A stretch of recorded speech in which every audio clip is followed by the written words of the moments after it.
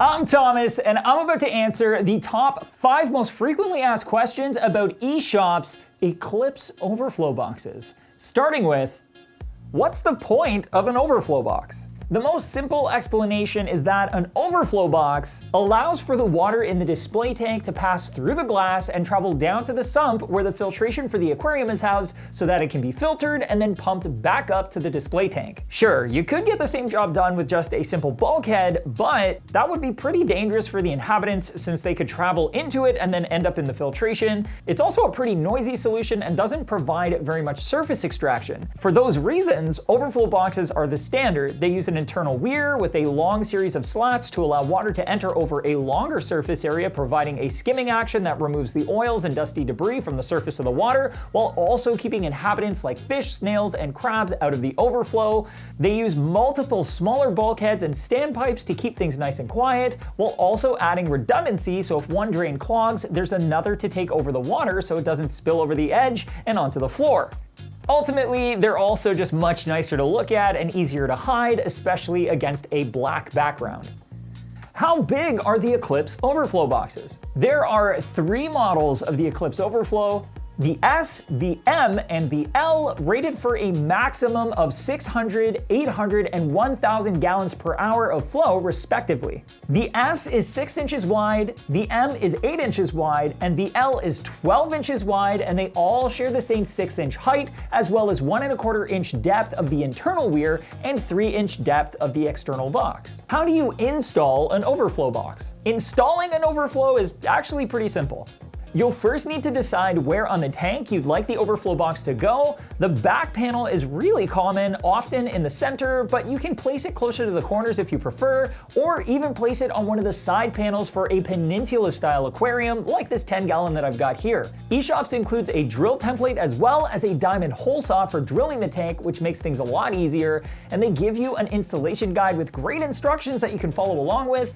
Now, I'm gonna step back and let past Thomas walk you through the installation of the Prodigy Overflow from Eshopps, which is very similar to this one, so you get a pretty good idea of what that process is gonna look like. You'll first need to remove the center bulkhead to separate the 2 halves of the overflow system to access that snazzy drill guide template. Line it up on your tank with the arrow facing up in your desired location and use it as a stencil to mark the hole, or clamp it in place to use it as a drill guide.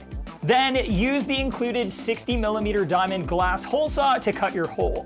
Once you have your hole, place one of the 2 included gaskets over the bulkhead on the weir, slide it into the hole from inside of the tank outwards, then place the second gasket over top of the bulkhead on the outside of the tank, then slide the outer box over top of that, and tighten down the nut on the inside of the box. You can also use a small level to make sure the box is sitting perfectly straight as you tighten everything down. Then the Prodigy is ready to be plumbed to your system.